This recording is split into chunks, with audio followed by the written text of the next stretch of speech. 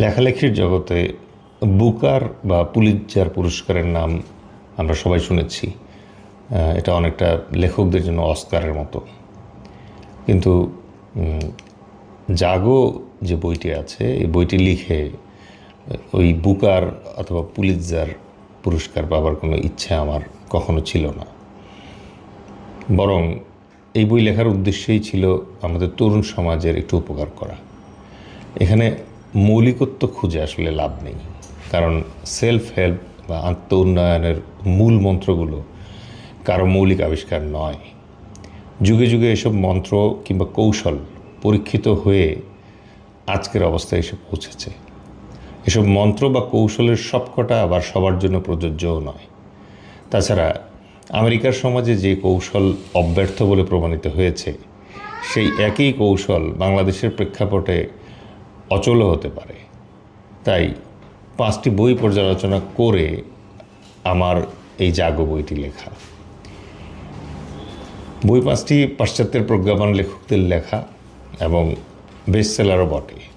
তবে আমি চেষ্টা করেছি লেখকদের প্রতি যথাযথ কৃতজ্ঞতা স্বীকার পূর্বক তাদের জ্ঞানকে বাংলাদেশি তরুণদের জন্য উপযোগী করে উপস্থাপন করতে।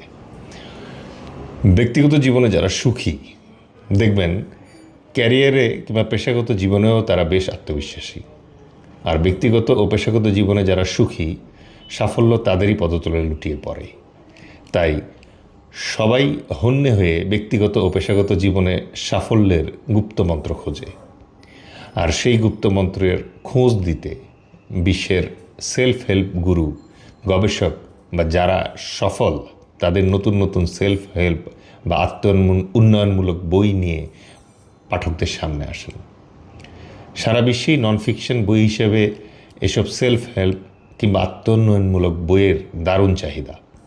তবে নানাবিধ কারণে বাংলায় মানসম্মত সেলফ হেল্প বই তেমন নেই।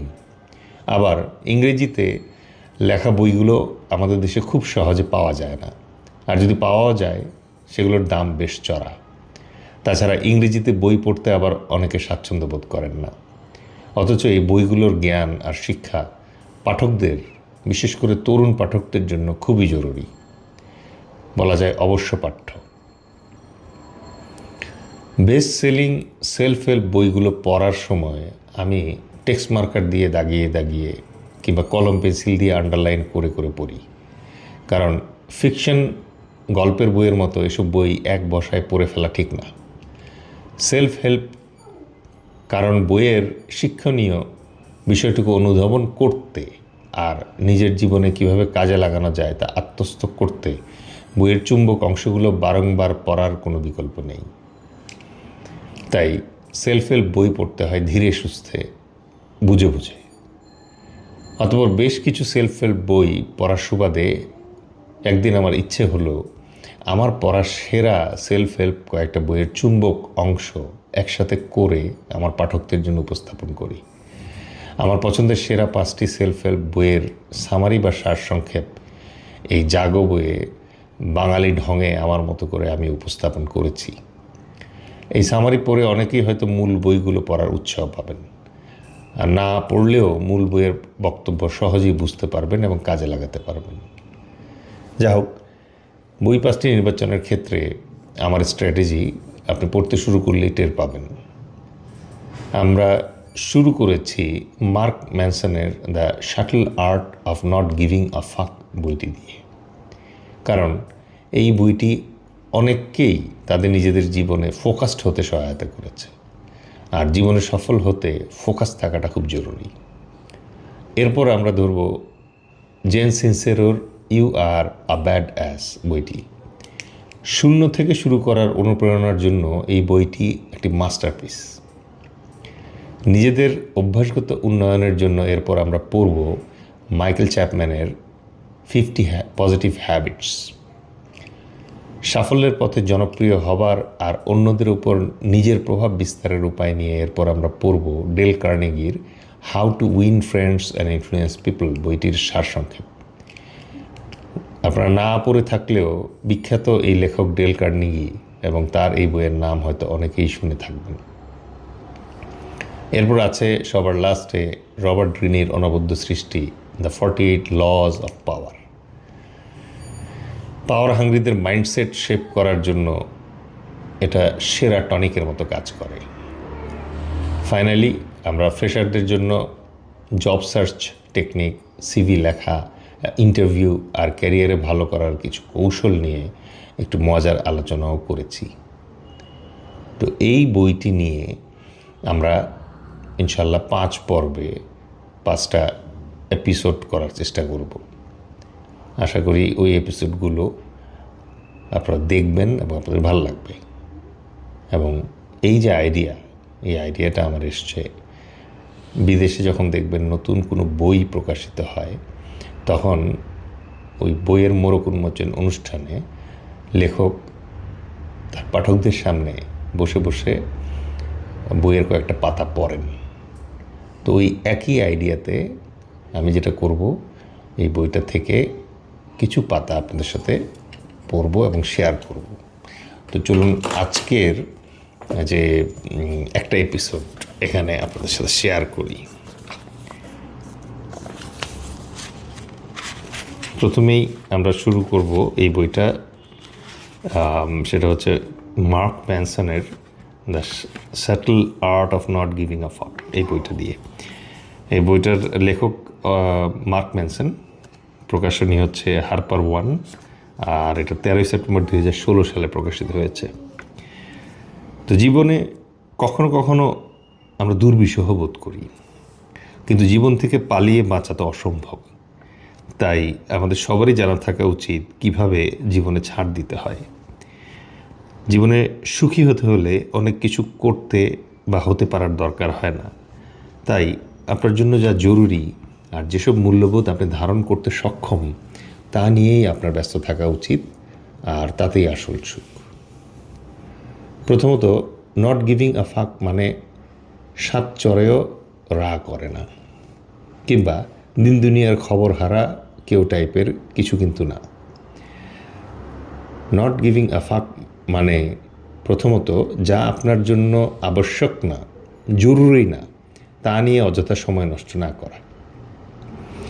যা আপনার জন্য জরুরি তা নিয়ে ব্যস্ত থাকা, মানে অন্য কিছু আপনি কেয়ার করবেন না। আপনার উদ্দেশ্য পূরণের পথে কোনো বাধা এলে তা উপড়ে ফেলতেও দ্বিধা করবেন না। দ্বিতীয়ত, মনে রাখুন, রাস্তায় ঘেউ ঘেউ করতে থাকা সব কুকুরকে শায়েস্তা করতে থাকলে কোনো দিনও আপনার রাস্তা ফুরাবে না, আর আপনি গন্তব্যেও পৌঁছাতে পারবেন না। তৃতীয়ত, আপনার আমার সবার আয়ু প্রতি সেকেন্ডেই প্রতি মিনিটেই কমছে। তাই কিসের পেছনে সময় ইনভেস্ট করবেন সে ব্যাপারে চুজি হন। এই বই পড়ে আপনি জীবনে সফল হবার কোনো গুপ্ত মন্ত্র পেতে যাচ্ছেন না, বরং এই বই পড়ে আপনি শিখবেন কিভাবে জীবনের অপ্রয়োজনীয় জিনিসগুলো ঝেড়ে ফেলে দরকারি জিনিসে ফোকাস করতে হয়। তো প্রথম যে চ্যাপ্টারটা আছে ওখানে মার্ক ম্যানসন লিখছে, ডোন্ট ট্রাই, চেষ্টাই করবেন না। মার্ক ম্যানসনের the subtle art of not giving a ফাক বই রীতিমতো একটা হট কেক। সারা দুনিয়ায় এই বইটা 60 লাখ কপির বেশি বিক্রি হয়েছে। লেখক বইটা শুরু করেছেন আমেরিকার সাহিত্যিক চার্লস বুকস্কির কথা দিয়ে। বুকস্কি ছিলেন একজন পার মাতাল, জুয়ারি, লম্পট এবং কবি। যদিও খুব খায়েশ ছিল সাহিত্যিক হবার, কিন্তু কোনো প্রকাশকই তার লেখাকে ছাপার যোগ্য ভাবেনি। যা হোক, পাক্কা 30 বছর পর এক প্রকাশক তার একটা লেখা প্রকাশের কথা ভাবলেন। বুকস্কির বয়স তখন 50। ফরমায়েশ পেয়ে মাত্র 3 সপ্তাহেই তিনি একটা আস্ত উপন্যাস লিখে ফেললেন, আর উৎসর্গের পাতায় লিখলেন, ডেডিকেটেড টু নোবডি। এরপর তিনি আরও 6টা বই লিখলেন, সাথে আরও 100 খানেক কবিতা। বই বিক্রি হলো কি পরিমাণ কোনো ধারণা? 2 মিলিয়ন কপির বেশি। আর এই জনপ্রিয়তায় সবচেয়ে বেশি যিনি অবাক হয়েছিলেন তিনি আসলে বুকস্কি নিজেই। সবাই বলল, দেখেছো লোকটার কি ধৈর্য, কখনো হাল ছাড়েননি বলেই না তিনি অবশেষে সফল হলেন। কিন্তু বুকোস্কি বললেন, সব বকওয়াস। মরার পর আমার কবরের গায়ে পরিষ্কার লিখে রাখবা, ডোন্ট ট্রাই। মজার ব্যাপার হচ্ছে বুকোস্কি জানতেন এবং মানতেন যে তিনি পুরাই একটা লুজার, কিন্তু তিনি ছিলেন ড্যাম কেয়ার। তিনি নিজেকে কিংবা নিজের লেখার স্টাইলকে কখনো বদলাবার চেষ্টাই করেননি। এমনকি সফল আর জনপ্রিয় হওয়ার পরও তিনি ছিলেন পারমাতাল, জুয়ারি, লম্পট আর কবি। সাফল্য যেমন তাকে প্রচলিত অর্থে ভালো মানুষ বানাতে পারে নাই, তেমনি ভালো মানুষ হয়ে তারপর তিনি সফল হন নাই। তার মানে আত্ম উন্নয়ন আর সাফল্য জিনিস দুইটা অনেক সময়ই একসাথে ঘটে, কিন্তু তার মানে এই না যে সফল মানেই ভালো কিংবা ভালো মানেই সফল। আজকাল আমরা সবাই একসাথে অনেক কিছু হতে চাই। আমরা সুখী হতে চাই, সেরা হতে চাই, বডি বিল্ডার হতে চাই, স্মার্ট হতে চাই, সেক্সি হতে চাই, ধনী হতে চাই, জনপ্রিয় হতে চাই এবং প্রশংসিত হতে চাই। মজার ব্যাপার দেখেন, আমরা আসলে তাই হতে চাই যা আমরা নই। বিজ্ঞাপন দেখলেই মনে হয় সাফল্যের সংজ্ঞা মানেই ভালো চাকরি, দামি গাড়ি, সুন্দরী গার্লফ্রেন্ড ইত্যাদি ইত্যাদি। তার মানে আপনাকে সব কিছু হবার বা পাবার জন্য সব কিছু ট্রাই করতেই হবে। এতে লাভটা ওই বিজ্ঞাপনদাতা সংস্থাগুলোরই, কারণ আপনি যখন সব হতে চান একসাথে, তখন তাদের পণ্যের কাটতি বাড়ে আর তাদের ব্যবসাটা আরও ফুলে ফেঁপে ওঠে। কারো ব্যবসায় লাভ হলে তাতে কারো ক্ষতি নেই সত্যি, কিন্তু সমস্যা হলো সব কিছু একসাথে ট্রাই করতে গিয়ে আপনার মানসিক অবস্থার 12টা বেজে যায়। আপনি পড়ালেখায়ও ফার্স্ট হতে চান, আবার বডি বিল্ডারও হতে চান, লাখের ওপর বেতনের চাকরিও করতে চান, ষোড়শী সুন্দরী বউও চান, পাশাপাশি কোটিপতি শ্বশুরও চান, শেয়ার বাজারে ছক্কা হাঁকাতে চান, আবার বইমেলায় একটা বইও বের করতে চান। তথাকথিত এই হ্যাপি আর স্যাটিসফাইড একজন হতে গিয়ে আপনি নিজের ওপর স্টিম রোলার চালাতে শুরু করেন। কিন্তু মার্ক ম্যানসনের মতে গুড লাইফ বা সুস্থ জীবনের চাবিকাঠি হলো নট গিভিং আ ফাক অ্যাবাউট মোর, মানে সব কিছুর পেছনে দৌড়ানো বন্ধ করে নির্দিষ্ট কিছুর পেছনে দৌড়ানো শুরু করেন, এমন কিছু যা আপনার জন্য সঠিক, জরুরি আর গুরুত্বপূর্ণ। এরপরের যে অংশটা উনি লিখছেন এটা হচ্ছে ফিডব্যাক লুপ ফ্রম হেল। ধরুন আপনি কিছু একটা নিয়ে খুব চিন্তিত, কিছুক্ষণ পর দেখলেন আপনার এই অতিরিক্ত দুশ্চিন্তা নিয়ে আপনার আরও চিন্তা হচ্ছে। এবার দেখলেন এই যে দুশ্চিন্তা হচ্ছে এই কারণে আপনার স্বাস্থ্যের ক্ষতি হচ্ছে, এবং এই যে আপনার দুশ্চিন্তার কারণে স্বাস্থ্যের ক্ষতি হচ্ছে এটা নিয়ে আপনি আরও চিন্তিত হচ্ছেন। এটাকেই বলে ফিডব্যাক লুপ ফ্রম হেল। মজার কথা হলো একমাত্র মানুষই পারে নিজের চিন্তা নিয়েও চিন্তা করতে। আপনি হয়তো সানি লিওনের কথা ভাবেন, আবার আপনিই ভাবেন, ছি আমি সানি লিওনের কথা ভাবছি, আমি কত খারাপ। আপনি ক্লান্ত হয়ে একটু ফেসবুকে চোখ বুলাতে গিয়ে দেখলেন আপনার বন্ধুদের একজন থাইল্যান্ড কিংবা সাজেক বেড়াতে গিয়েছে, আরেকজন কক্সবাজারে হানিমুনে গিয়েছে, আরেকজন আইসক্রিম খেতে আইসক্রিম পার্লারে গিয়েছে, আরেকজন গাড়ি কিনেছে একটা নতুন লাল রঙের, আরেকজন পিএইচডি করতে যাচ্ছে আমেরিকা। এসব দেখে আপনার মিজাজটা গেল বিগড়ে। আপনি ভাবতে শুরু করলেন শুধু আপনারই কিচ্ছু হচ্ছে না, আর এটা ভেবে আপনার নিজের উপর রাগ, আর নিজের উপরে রাগ হচ্ছে দেখে আরও রাগ বেড়ে যায়। মার্ক ম্যানসন কহেন, ডোন্ট গিভ এ ফাক, যে যা মজা করছে করুক, লেকিন আপনি কুল থাকেন, দেখেন, মজা নেন, লেকিন ডোন্ট গিভ আ ফাক। আপনার বন্ধুরা যা যা মজা করছে তার সব একসাথে আপনার করতে চাওয়াটা হবে ভুল, আর এটা যে ভুল সেটা বুঝতে পারাটাই সঠিক। আপনি যত ধনী হওয়ার জন্য উঠে পড়ে লাগবেন ততই নিজেকে গরিব মনে হবে, যতই নিজেকে সুন্দর করার চেষ্টা করবেন ততই নিজেকে আরও কুৎসিত লাগবে, যতই নিজেকে জ্ঞানী বানাবার চেষ্টা করবেন ততই নিজেকে আহাম্মক লাগবে। অতএব ওয়াই সো সিরিয়াস, এটাই অ্যালান ওয়াটের the backwards law. Take it easy. কখনো কখনো কচ্ছপের মতো কামড় দিয়ে পড়ে থেকেও দেখবেন কোনো রেজাল্ট আসে না, কিন্তু যেই আপনি সিদ্ধান্ত নিলেন যে এবার হাল ছেড়ে দেবেন, অমনি দেখবেন রেজাল্ট আসতে শুরু করে। এটা অলৌকিক কিছু না। আসলে আপনি যখন ব্যাপারটা হালকা গা ছাড়া ভাবে নেন, তখন আপনি রিল্যাক্স থাকেন, আর তাতেই আপনার ভেতর পজিটিভ এনার্জি ডেভেলপ করে, আর কাজের কাজ হয় তখনই। আপনি যখনই একসাথে সব কিছু হতে বা পেতে চাইবেন, তখনই দেখবেন নিজেকে লুজার লাগা শুরু হয়। তাই আগে ঠিক করুন কি চান, কতটা চান। আর একটা চ্যাপ্টার দিয়ে আজকের এপিসোডটা শেষ করব, সেটা হচ্ছে happiness is a problem. Gautam বুদ্ধের নাম তো আমরা সবাই শুনেছি। গৌতম বুদ্ধের বাবা ছিলেন রাজা। তিনি ছেলের জন্য হ্যাপি লাইফ নিশ্চিত করতে দেয়াল ঘেরা স্বর্গের মতো এক প্রাসাদ গড়ে দিলেন।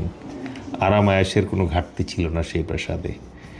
সেই আরাম আয়েসে থাকতে থাকতে ত্যক্ত বিরক্ত গৌতম একদিন দেয়াল টপকে বাইরে পালালেন। দেয়ালের বাইরে তিনি দুঃখী, অসুখী, অসুস্থ আর গরিব মানুষ দেখে অবাক হলেন, ব্যথিত হলেন। তাই নিজেও ভিক্ষুকের মতো পথে পথে ঘুরতে শুরু করলেন। অনেক দিন ঘোরাঘুরির পর তিনি অবাক হয়ে আবিষ্কার করলেন যে সুখে থাকতেও তিনি যেমন অতৃপ্ত ছিলেন, কষ্টে থেকে তার ভোগান্তি এক বিন্দুও কমেনি। তিনি বুঝলেন জীবন মানেই আসলে কষ্ট। ধনী কষ্টে আছে তার সম্পদ নিয়ে, গরিব তার দারিদ্র্য নিয়ে, ফ্যামিলি ম্যান আছে ফ্যামিলি নিয়ে যন্ত্রণায়, আর ফ্যামিলিহীন আছে নিঃসঙ্গতার কষ্টে। সুতরাং অমুকের মতো হলেই হ্যাপি হওয়া যাবে, এই ধারণাটাই ভুল। এই হ্যাপিনেস এর সংজ্ঞা মেলানো আসলেই কঠিন। তো ইনশাল্লাহ এই বইটা নিয়ে আমি চেষ্টা করব, সামনে রমজান আসতেছে, প্রতিদিনই একটা দুটো করে থিওরি অথবা একটা দুটো করে চ্যাপ্টার আপনাদের সাথে শেয়ার করতে, যদি আপনারা চান অফকোর্স। এছাড়াও আরেকটা বই আছে, যেই বইটা হচ্ছে আমার আমার মানে বেস্ট সেলিং একটা বই। এটা হচ্ছে আধুনিক দৃষ্টিকোণে সঞ্জুর দ্য আর্ট অফ ওয়ার। বইটা হয়তো অনেকেই দেখেছেন। সো এই বইটাও আমি চেষ্টা করব একটা একটা করে চ্যাপ্টার আপনাদের জন্য পড়ার জন্য। তো সেটা আবার আলাদা এপিসোডে করব, সো দ্যাট আপনারা যারা যুদ্ধ নিয়ে পড়াশোনা অথবা গল্প শুনতে ভালো লাগে, তারা যেন ওটা এনজয় করতে পারে।